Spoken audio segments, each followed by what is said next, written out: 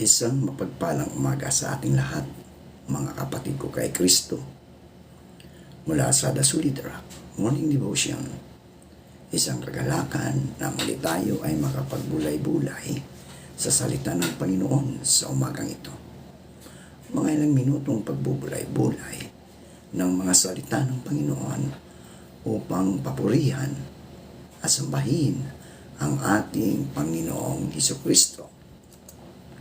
Sa gitna ng mundong pabago-bago, kung saan ang mga sitwasyon ay hindi natin kontrolado at ang mga pangyayari ay tila parang alon na minsan ay banayad at minsan ay napakalakas. May isang katotohanang nanatiling matatag ang Diyos, ang ating solid rock. Ang The Solid Rock ay hindi lamang isang awit. Ito ay isang pagpapahayag ng pananampalataya. Isang deklarasyon na sa kabila ng unos, sa gitna ng pagdududa, na kahit sa mga sandaling tila nawawala ang liwanag, may isang matibay na pundasyon na hindi kailanman guguho. Ang batong ito ay sumisimbolo kay Hesukristo. Ang ating sandigan, ang ating kanlungan, at ang ating katiyakan. Kapag ang lahat ay nagbabago, siya ay nanatili. Kapag ang puso natin ay nanghihina, siya ang nagbibigay lakas. At kapag ang mundo ay tila gumuguho sa ating paligid, siya ang ating batong hindi natitinag. Sa ating pagninilay at pakikinig sa mensahe ng The Solid Rock, naway maalala natin na ang tunay na seguridad ay hindi matatagpuan sa ating yaman, sa ating posisyon, o sa kakayahan ng tao, kundi sa ating matibay na ugnayan sa Panginoon. Siya ang pundasyon ng ating pag-asa, ang dahilan ng ating katatagan, at ang sentro ng ating pananampalataya. Naway sa bawat salita at himig, mararamdaman natin ang paanyaya ng Diyos na magtiwala, tumindig at manalig, sapagkat sa Kanya lamang tayo tunay na matatag. Maraming salamat at pagpalain tayong lahat ng ating Panginoong Hesukristo. Ang ating pong pagbubulayan ngayong umaga, mga kapatid ko kay Kristo, ay matatagpuan sa pangalawang Timoteo, Kabanata 3, talatang 15. Ito ang sinasabi: mula pa sa pagkabata, alam mo na ang banal na kasulatan na may kapangyarihang magbigay sa iyo ng karunungan tungo sa kaligtasan sa pamagitan ng pananampalataya kay Kristo Jesus. Pinagpala na po tayo sa pagkabasa at pagkarinig ng kanyang mga salita. Tayo po ay manalangin. Ama naming Diyos na makapangyarihan sa lahat, sa pagsikat ng bagong umaga, kami ay lumalapit sa iyo na may pusong nagpapapasalamat. Salamat po sa biyaya ng buhay, sa hiningang aming tinatamasa, at sa panibagong pagkakataong makasama ka sa araw na ito. Ang bawat umaga ay paalala na ang iyong gawa ay laging bago at ang iyong katapatan ay hindi nagmamaliw. Panginoon, habang kami ay nakikinig para sa aming morning devotion, inialay namin sa iyo ang aming mga isip at puso. Linisin mo po ang anumang pag-alaala, pagod o alinlangan na dala namin.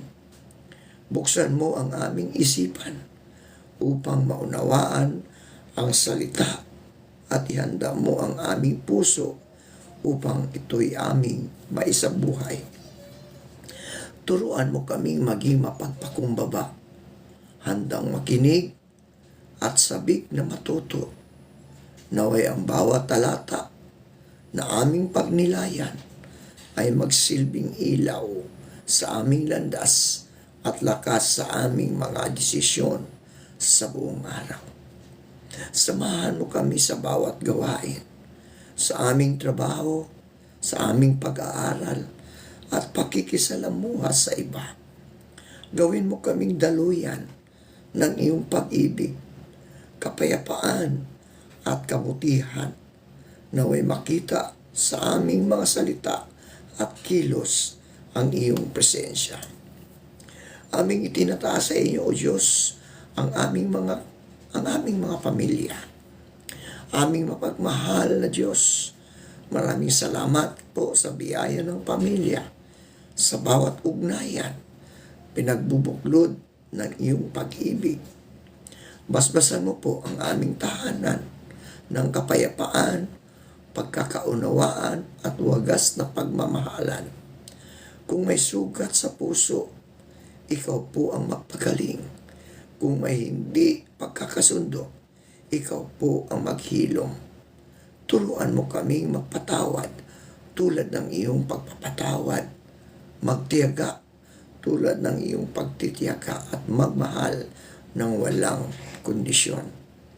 Ingatan mo po ang bawat miyembro ng aming pamilya sa pag-alis at pag-uwi, sa trabaho at pag-aaral.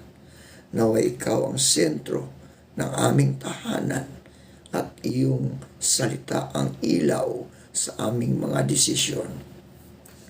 Amin ding itinataas sa inyo, O Diyos, ang aming mga kapatid na nasa banig ng karamdaman.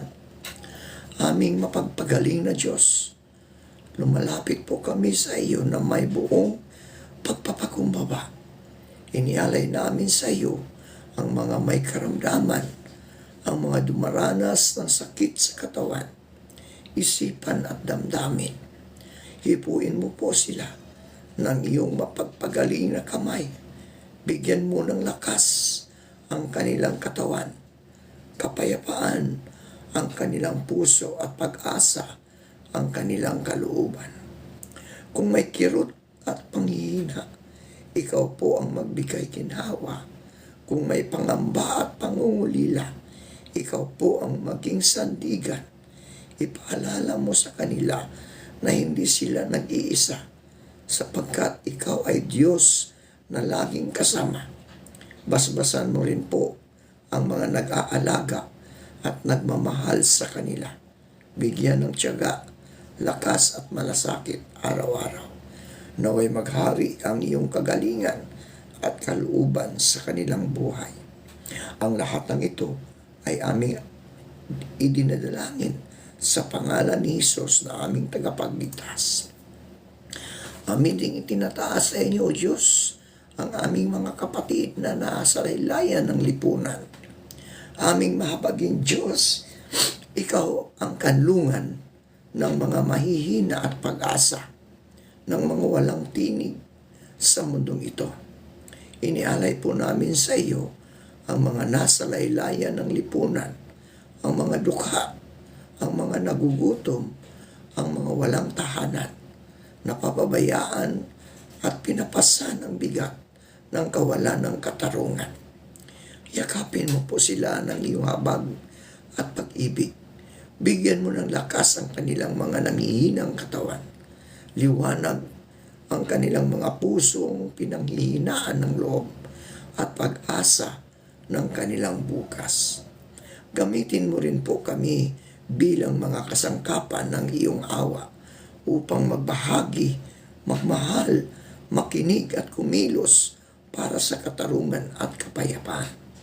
Naway manaig ang iyong kaharian sa gitna ng kahirapan at ang iyong kalooban ang magbigay dangal sa bawat buhay. Ang lahat ng ito ay aming idinadalangin sa pangalan ni Jesus na naging tinig ng mga naapi at kaibigan ng mga dukha. Ito ang aming dalangin na may pananampalataya at pagtitiwala sa pangalan ni Jesucristo na aming Diyos at tagapagligtas. Amen. Nakapagbabagong salita. Yun po ang pamagat ng ating pagbubulayan ngayong umaga, mga kapatid. Nakapagbabagong salita.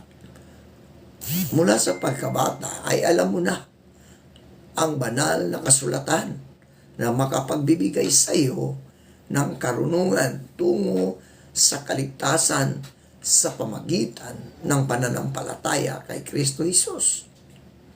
Mga kapatid, ang talatang ito ay bahagi ng paalala ni Apostol Pablo kay Timoteo, isang kabataang lingkod ng Diyos na kanyang inaalagaan at ginabayan sa pananampalataya.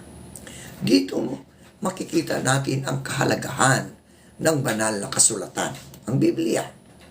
At ang papel nito ay ating buhay mula pagkabata hanggang sa pagtanda. Una, mga kapatid, binibigyang diin dito ang kahalagahan ng maagang pagtuturo ng salita ng Diyos. Si Timoteo ay naturuan ng kasulatan mula pa sa kanyang kabataan. Ipinapakita nito na ang pundasyong ng pananampalataya ay nagsisimula sa maagang pagkilala sa gabay ng Diyos. Ang mga aral na itinatanim sa murang edad ay nagiging gabay habang lumalaki at humaharap sa mga pagsubok sa buhay.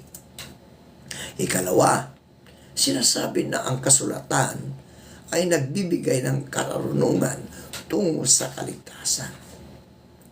Hindi lamang ito koleksyon ng mga kwento o batas.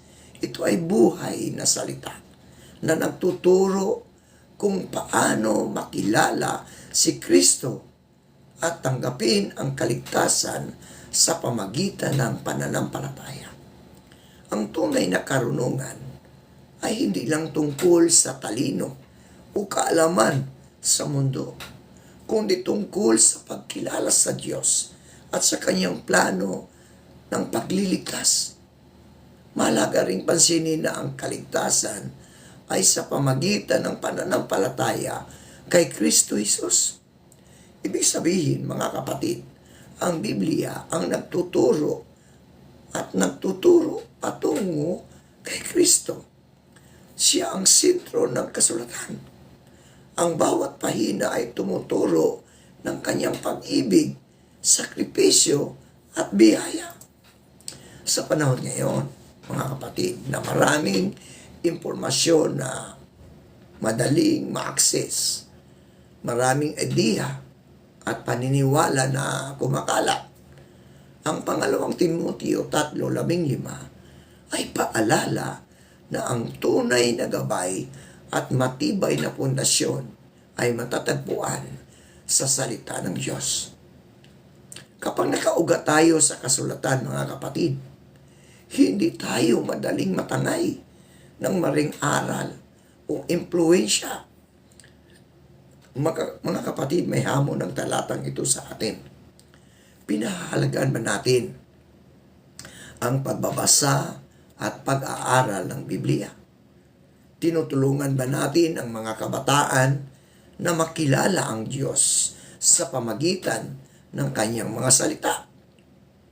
Hinahayaan ba nating hubugin ng kasulatan ang ating pag-iisip at pamumuhay?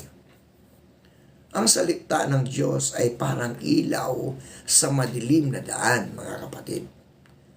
Sa bawat desisyon, sa bawat pagsubok, at sa bawat tagumpay, ito ang nagbibigay direksyon at pag-asa. At habang tayo ay patuloy na lumalalim sa kanyang salita, mas nakikilala natin si Kristo at mas tumitibay ang ating pananampalataya. Naway maging tulad tayo ni Timoteo, may pusong bukas sa aral ng Diyos, may isipang hinuhubog ng katotohanan, at may buhay na nakasentro kay Kristo. Sapagkat ang banal na kasulatan ay hindi lamang babasahin, ito ay isinasabuhay. Manalangin tayo po'y manalangin. Panginoon aming Diyos, maraming salamat po sa mga salitang aming nakapakinggan ngayon. Salamat sa mensahe ni Timoteo na may tumimo sa aming mga puso, sa mga paalalang nagbibigay liwanag sa aming isipan at sa katotohanang muling nagpapatatag ng aming pananampalataya. Sa bawat salita, naramdaman namin ang iyong presensya, tahimik ngunit makapangyarihan. Salamat po dahil sa pamagitan ng iyong salita, kami ay itinuwid, pinalakas at pinaalalahanan kung sino ka sa aming buhay. Kung may bahagi man ng mensaheng humamon sa amin, tulungan mo kaming tanggapin ito ng may pagpapakumbaba. Kung may bahaging nagbigay aliw at pag-asa, tulungan mo kaming magpangawakan iyon sa gitna ng aming mga pagsubok. Huwag mo po kaming hayaang manatili lamang sa aming pandinig. Ang mga salitang ito, itanim mo ito sa aming puso at hayaan mong magbunga sa aming mga gawa, desisyon at pakikitungo sa kapwa. Naway maging buhay ang iyong mensahe sa amin araw-araw. Patuloy mo kaming gabayan at patatagin upang ang aming pamumuhay ay maging patutuo ng iyong kabutihan at katapatan. Sa iyo ang lahat ng papuri at pasasalamat sa pangalan ni Jesucristo na aming tagapagligtas. Amen. Ayan, shout out kay Rinaldo Cabiga na nakikinig. Shout out din kay John Ray Antipolo, Ramira Col, Rita, at lahat ng patuloy na nakikinig. Naway ingatan kayo ng Panginoon sa inyong mga gawain, sa inyong mga desisyon, at bigyan kayo ng kapayapaan sa inyong mga buhay. Maraming salamat sa pangalan ng Ama at ng Anak at ng Banal na Espiritu. Amen.